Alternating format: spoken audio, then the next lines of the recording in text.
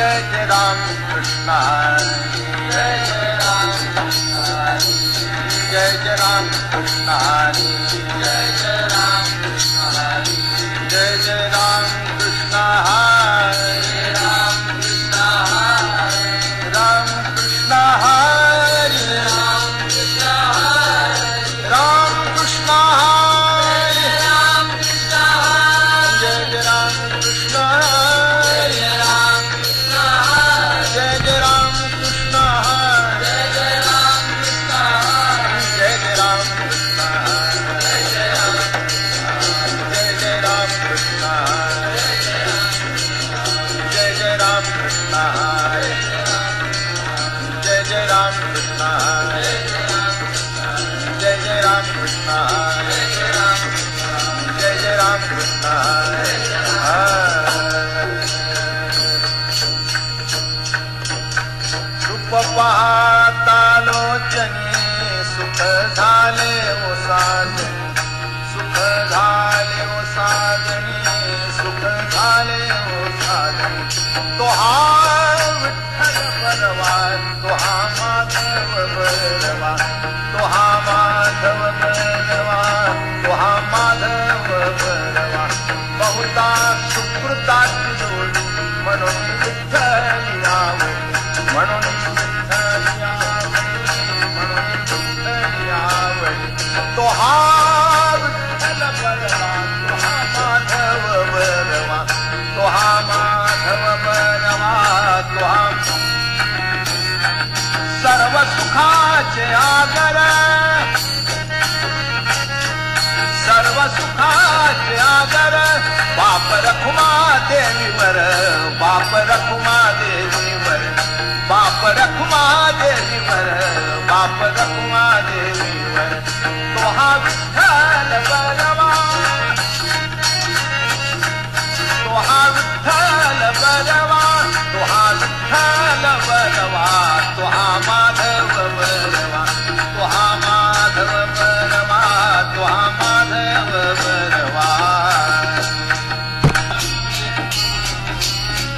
हरी मुखे म्हणा पुण्याची गणना कोण करी पुण्याची गणना कोण विष्णू वेणे जप व्यर्थ त्याचे ज्ञान रामकृष्ण मन नाही जाचे रामकृष्ण मन नाही जाचे उपदोनी करंटाने ज्ञाद्वैत वाटा रामकृष्ण बैठा कैसा होय रामकृष्ण बैठा कैसा होय द्वैताची झाडणी गुरुवीण ज्ञान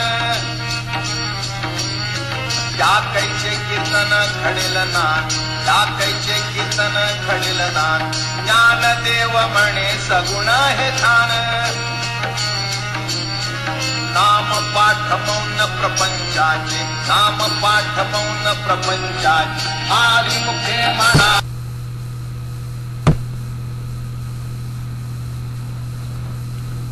अभंग 9. विष्णू नाम जपाचे श्रेष्ठत्व. भावार्थ. रामकृष्णांच्या ठिकाणी ज्याचे मन रमत नाही म्हणून जो विष्णूशिवाय इतर देवतांच्या नामाचा जप करतो त्याचे ज्ञान व्यर्थ होय.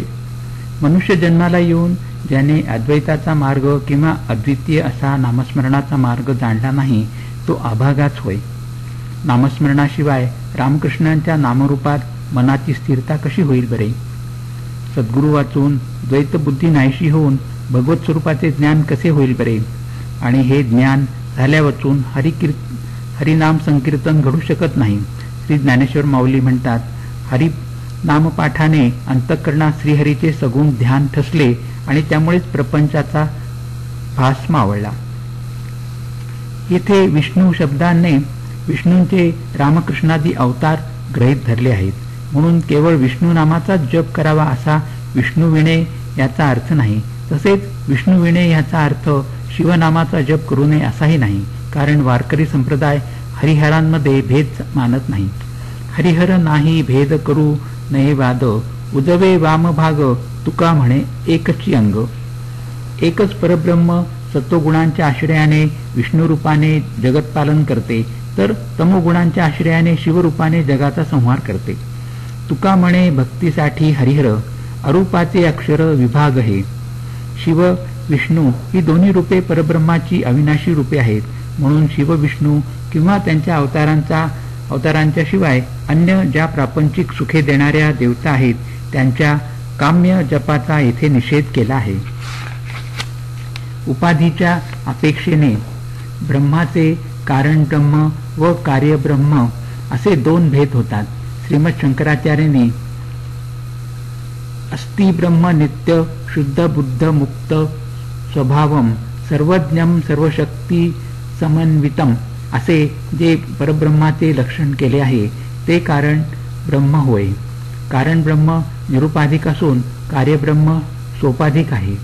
कारण ब्रह्माचे सामर्थ्य अमर्याद असून कार्यब्रह्माचे मर्यादित आहे.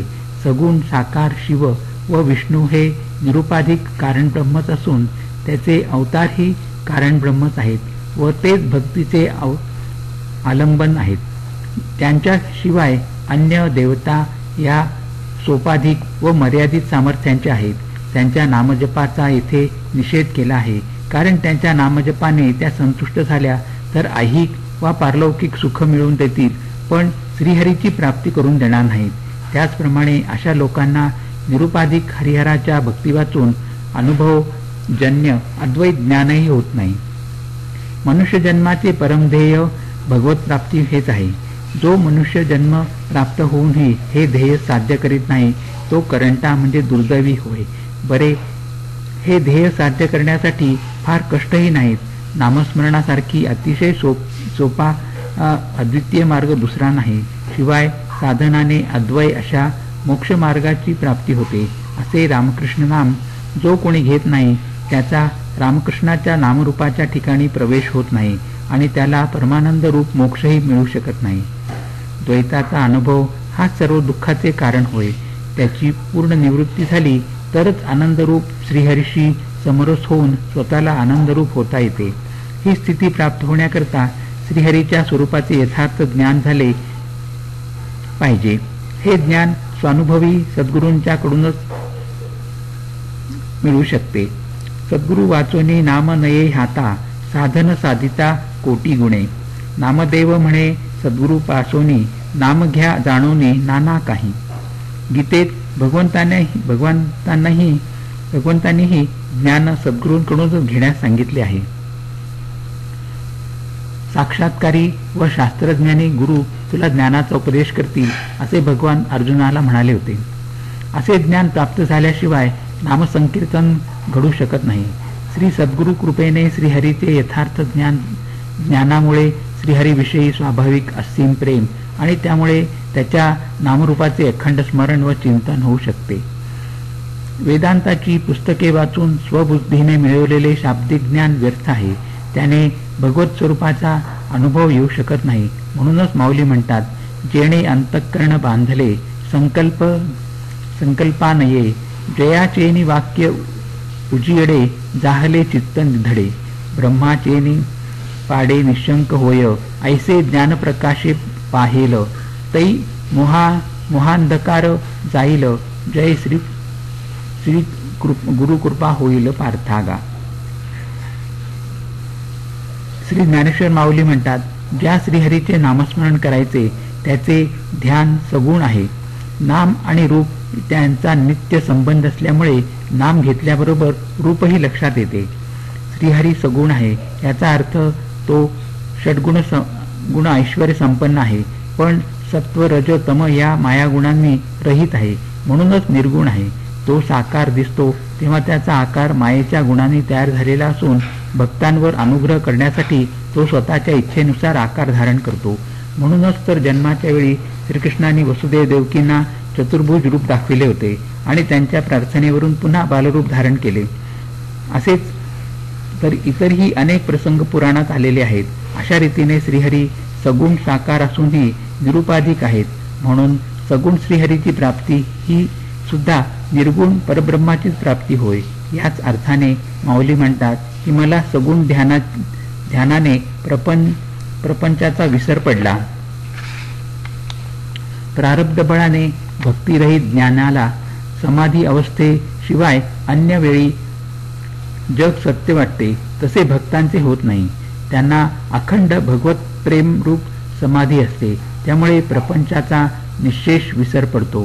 भक्त प्रेमाने सच्चिदानंद घन साकार झालेला परमात्मा नामस्मरणाने भक्त हृदयात शिरला म्हणजे त्या अंतःकरणात जगतस्फूर्तीला वावच नसतो. येथे अभंग 9 संपन्न झाला. हरिओम तत्सत. हरिओम तत्सत.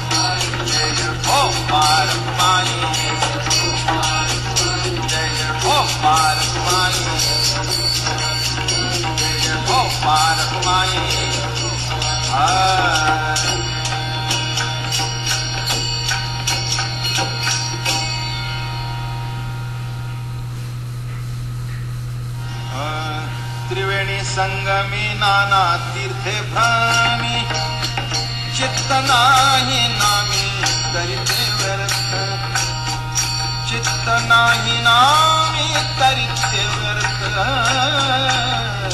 चित्त नाही नामी तरिते व्यर्थ नामासी विमुख तो नर पापिया हरि वीण धावया न पवे कोणी हरि वीण धावया न पवे कोणी हरि वीण धावया न पवे कोणी पुराण प्रसिद्ध बोलिले वाल्मीक नामे तिन्ही लोक उद्धरती नामे तिन्ही लोक उद्धरती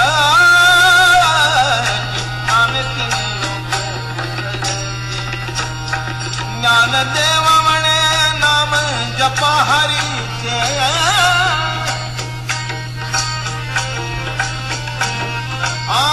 ज्ञानदेव म्हणे नाम जपा हरीचे ज्ञानदेव म्हणे नाम जपा हरीचे परंपरा त्याचे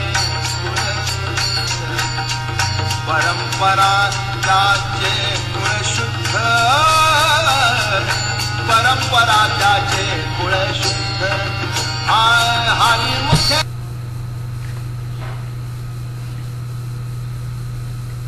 अभंग 10. नामस्मरणच प्रमाण आहे.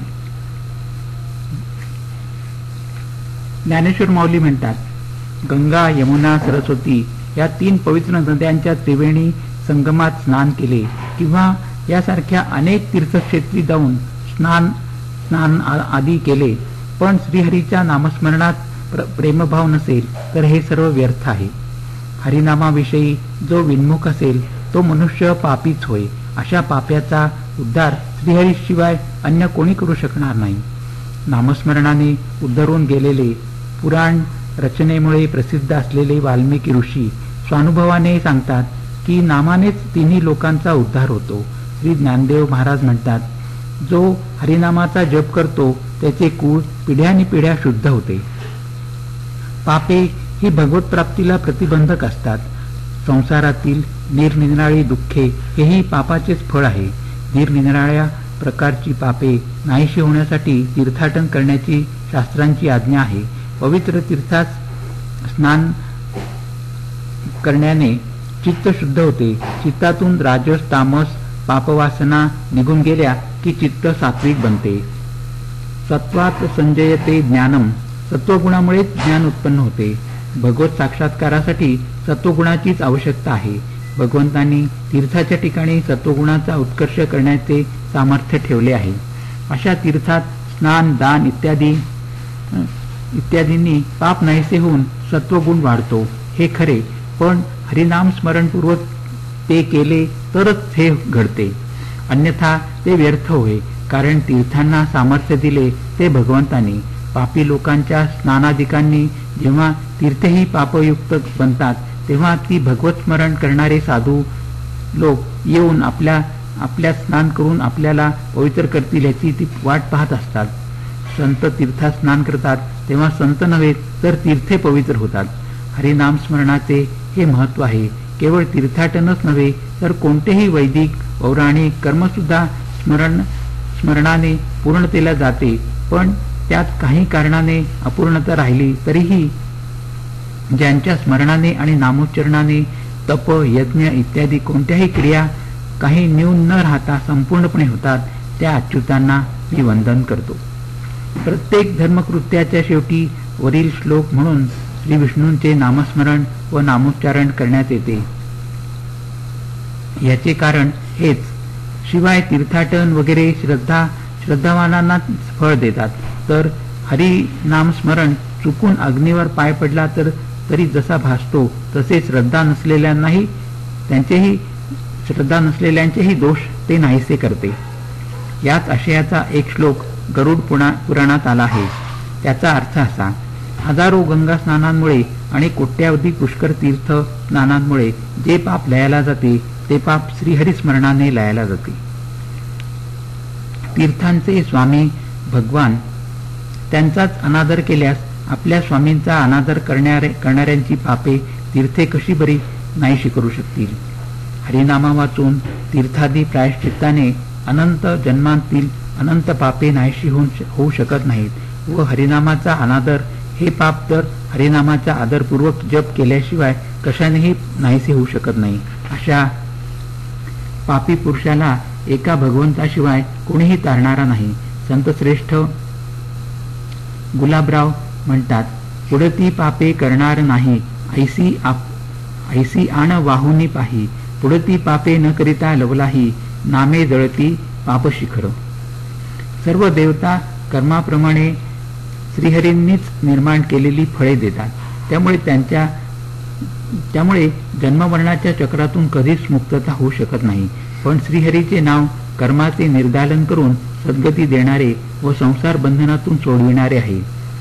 जे हरिनामी विन्मुख, पाहो नये त्यांचे मुख, त्यासी नाही इहपर सुख, मोक्ष तो नाहीची की तयाते. वामन पंडितांनी म्हटलेले आहे.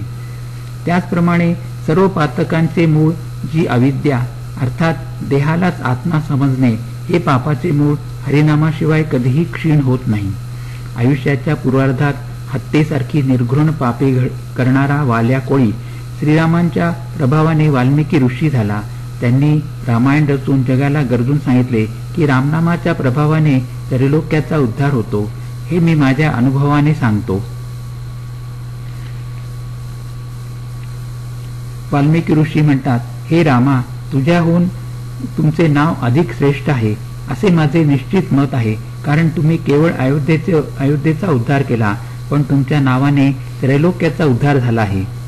म्हणून माऊली म्हणतात, श्रीहरीच्या नामाचा जप करणाराच शुद्ध होतो असे नव्हे तर त्याचे कुळ सुद्धा पिढ्यानपिढ्या शुद्ध होते. येथे अभंग 10वा संपन्न झाला. हरिओम तत्सत, हरिओम तत्सत, हरिओम तत्सत.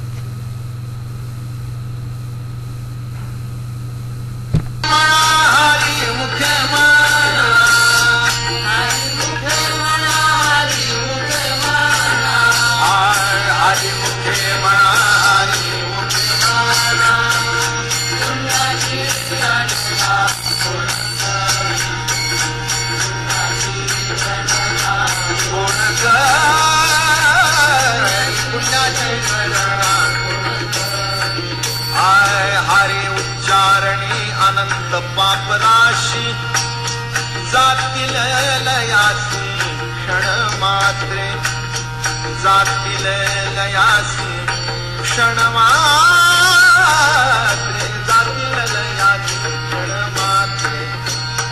तृण अग्नी मिळे समरस झाले, तैसे नामे केले जपता हारी, तैसे नामे केले जपता हारी, तैसे नामे केले जपता हारी. हरि उच्चारण मंत्र पै आगाध, पळे भूत बाधा वेणे तेथे, पळे भूत बाधा वेणे तेथे.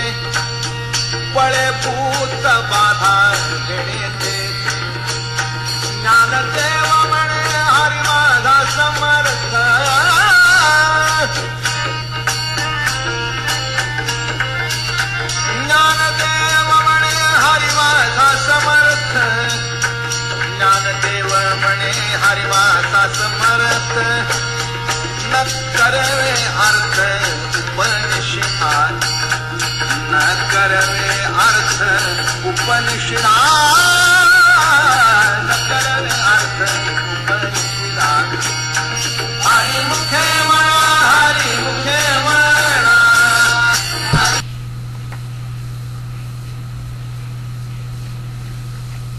अभंग 11. नाममहिमा वेदांना अगम्य. हरिनामाच्या उच्चाराने अनंत पापांचे ढीग क्षणभरात लयाला जातात.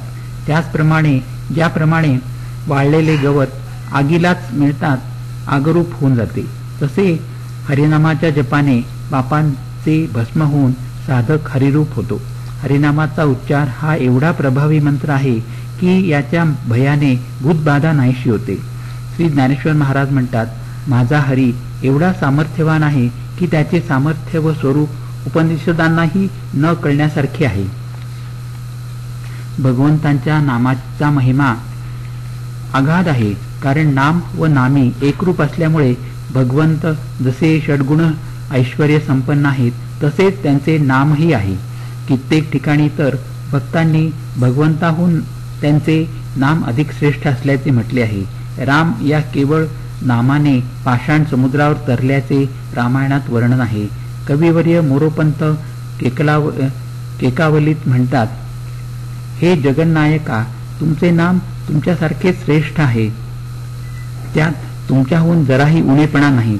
उलट त्यात हा अधिक गुण आहे की ते कोणीही भक्ता अभक्ताला सहज घेता येण्यासारखे आहे. कविवर्य वामन पंडितही नामसुधेत म्हणतात, न कळता पद अग्नीवरी पडे, न करी दाह असे न कधी घडे. अजित नाम वदो भलत्या मिसे, सकल पातक भस्म करीत असे. विस्तवावर चुकून पाय पडला तरी भाजल्याशिवाय राहत नाही. तसे भगवंताचे नाव कोणत्याही निमित्ताने घेतले तरी ते सर्व पापे नाहीसे करते. संतश्रेष्ठ गुलाबराव महाराज आत्मप्रचितीने सांगतात, जाणोनी नाम घेता वासना क्षय, नेणोनी नाम घेता पापमात्र क्षय. भ्रमे ही नामाची फलप्राप्ती, येणे अधिक विश्वास वाढला चित्ती. की उपासने होनी नामगती श्रेष्ठ जाहली. म्हणून माऊली म्हणतात, हरिनामाच्या उच्चाराने अनंत पापराशी तत्काळ नाहीशा होतात. गवताची जेव्हा अग्नीशी भेट होते तेव्हा त्या गवताचे स्वतंत्र अस्तित्व उरत नाही, तर त्याचाच अग्नी होतो आणि हे क्षणार्धात होते. त्याचप्रमाणे निष्ठेने नाम घेणाऱ्या साधकाचे स्वतंत्र अस्तित्व नाहीसे होऊन एका क्षणात तो हरिरूप होतो. तो स्वतः तर हरिरूप होतोच, पण सर्व विश्वही त्याच्या दृष्टीने हरिरूप होते. भक्त शिरोमणी प्रल्हादाला भगवान सर्वत्र दिसत. म्हणूनच हिरण्यकश्यपूने जेव्हा भगवान सर्वत्र आहे तर या खांबात का दिसत नाही असे प्रल्हादाला विचारून जोरात खांबाला ठोसा मारला. त्याच क्षणी त्या खांबातून प्रचंड गर्जना करून श्री नरसिंह रूपात भगवान प्रकट झाले. प्रल्हादाच्या भक्तीचा हा प्रभाव होता. अखंड नामस्मरणाने वासनाक्षय होऊन साधकांची देहबुद्धी विराम पावते व तो भगवत रूप होतो. ज्ञानाने देहादी नामरूपे सोडून जीवात्म्याचे निर्गुण ब्रह्माशी ऐक्य होते, तर भक्तीने भक्त देहादी नामरूपासह सच्चिदानंद भगवत स्वरूपच होतो. नामाने ही किमया घडते असे माऊली सांगतात. श्रीहरीचे नाम हा एक अतिशय सामर्थ्य संपन्न मंत्र आहे. या मंत्राच्या भयाने सर्व भूतबाधा नाहीशी होते. भूतबाधा या शब्दाचे 3 अर्थ आहेत. एक, नेहमीचा पिशाच्यबाधा हा अर्थ. भागवतात पिशाच्यादिकांना विष्णू नाम ग्रहण भीरवहा असे म्हटले आहे. पिशाच्यादिक भगवन श्रवणाने पळून जातात. दुसरा अर्थ, पंचभूतात्मक जे विश्व, त्या विश्वात होणाऱ्या आदिभौतिक, आध्यात्मिक व आदिदैविक स्वरूपाच्या बाधा म्हणजेच पीडा. या पीडांचा नाशही श्रीहरी नामस्मरणाने होतो. तिसरा महत्वाचा अर्थ, जन्ममरण चक्रापासून मुक्तता. आपल्याला जी दुःखे भोगावी लागतात ती स्थूल शरीर, सूक्ष्म शरीर व कारण शरीर यांच्यामुळेच. ही शरीरे हे पंचभूतांचे कार्य असल्यामुळे या शरीरामुळे होणाऱ्या पीडेलाही भूतबाधा म्हटले आहे. वासना आहेत तोपर्यंत पापपुण्य आहेत आणि पापपुण्यांचा परिणाम म्हणून ही शरीरे जीवाला धारण करावी लागतात. पण श्रीहरीच्या नामस्मरणाने सर्व पापपुण्ये नाहीशी झाली की पुन्हा जन्म घ्यावा लागत नाही. अर्थात या शरीरापासून जीवात्मा कायम मुक्त होऊन भगवत स्वरूप होतो. कविवर्य मोरोपंत मंत्र भागवतात म्हणतात, भगवन नामोच्चारे सकल ही पापे सवासने जळती, पळती न नामधारक पळती यमदूत विघ्नही टळती. नामस्मरणाने अखंड भगवत प्रेम प्राप्त झाल्यावर भक्तांच्या प्रारब्ध भोगही त्यांना सुखदुःखे देऊ शकत नाही.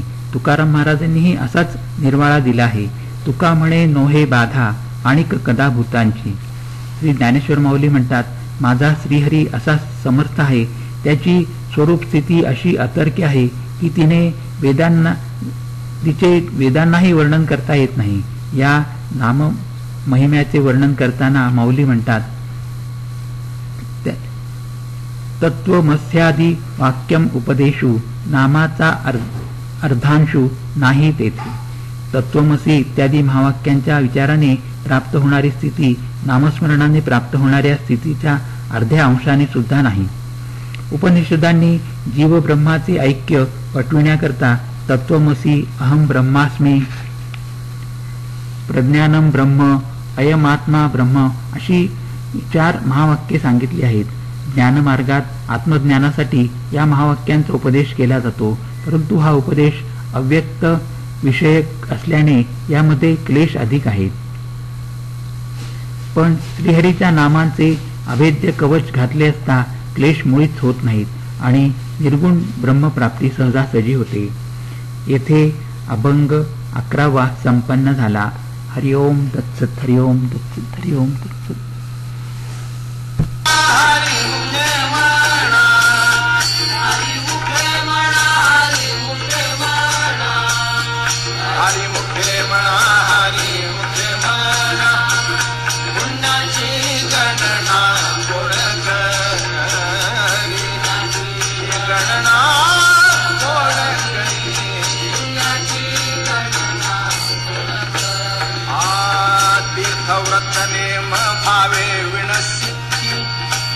वायाची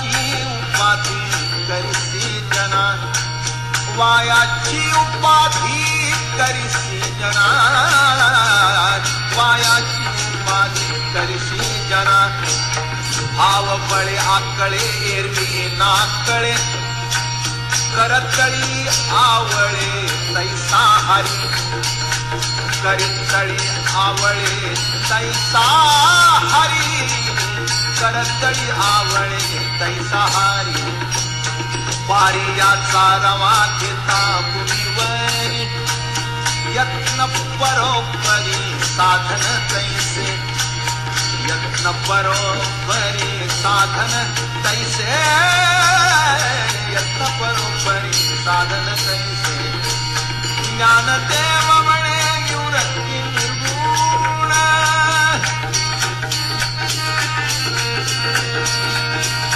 ज्ञानदेव म्हणे निवृत्ती निर्गुण,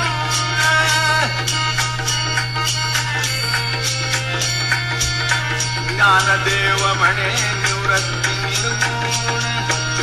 किधले संपूर्ण माझे हाती, किधले संपूर्ण माझे हाती, निघाले संपूर्ण माझे हाती. हरी मुखे म्हणा. अभंग 12वा. भावबळाने श्रीहरीची प्राप्ती. अंतःकरणात भगवत प्रेम नसेल तर तीर्थयात्रा, व्रतवैकल्ये, नेमधर्म इत्यादी साधनांनी भगवंतांची प्राप्ती रूप सिद्धी मिळत नाही. हे माणसा, हे तुझे सर्व प्रयत्न व्यर्थ आहेत. हातावर ठेवलेला आवळा जसा स्पष्ट दिसावा तसा भावबळाने भगवंत स्पष्ट दिसू लागतो, कळू लागतो. त्याशिवाय अन्य कशानेही कळत नाही. जमिनीवर पडलेला पाऱ्याचा कण उचलून घेण्याचा कितीही प्रयत्न केला तरी तो उचलून घेता येत नाही. त्याप्रमाणे शुद्ध भावावाचून केलेल्या साधनांनी भगवंतांचे आकलन होत नाही. श्री ज्ञानेश्वर महाराज म्हणतात, श्री निवृत्तीनाथ हे माया गुणरहित असून त्यांनी मला या निर्गुण ज्ञानाचे संपूर्ण रहस्य माझ्या हाती सोपविले आहे. त्यामुळेच भगवत स्वरूपाचे मला आकलन झाले. तीर्थयात्रा करणे, अनेक प्रकारची व्रत वैकल्ये, उपवास करणे, प्रातस्नान, विशिष्ट वस्तू खाणे किंवा सोडणे यासारखे नियम करणे ही सर्व वेगवेगळ्या शास्त्रांनी ईश्वर प्राप्तीची साधने म्हणून सांगितली आहेत. परंतु अंतःकरणात जोपर्यंत भगवंताविषयी निस्सीम प्रेम नसेल तोपर्यंत यंत्रवत केलेल्या अशा प्रकारच्या साधनांचा काहीही उपयोग होणार नाही. माऊलींनी ज्ञानेश्वरीच्या 9व्या अध्यायात ही कर्मे कशी करावीत याविषयी स्पष्ट दिग्दर्शन केले आहे. माऊली म्हणतात, अर्जुना, तू जी कर्मे करशील, जे जे भोग भोगशील, नाना यज्ञयाग करशील, सत्पात्री दान देशील, सेवकांना वेतन देशील, नाना प्रकारची तपादी व्रते साधने करशील, त्या सर्व क्रिया ज्या रीतीने जशा होतील तशा माझ्या प्रित्यर्थ माझे ध्यान ठेवून करीत जा. पण मनात मी अमुक केले तशी कर्तृत्व अभिमानाची जराही आठवण येणार नाही अशा रीतीने स्वच्छ धुवून ती कर्मे मला अर्पण कर. व्यवहारात आपण पाहतोच की प्रत्येक कर्माच्या मागे मी केले असे हे असतेच.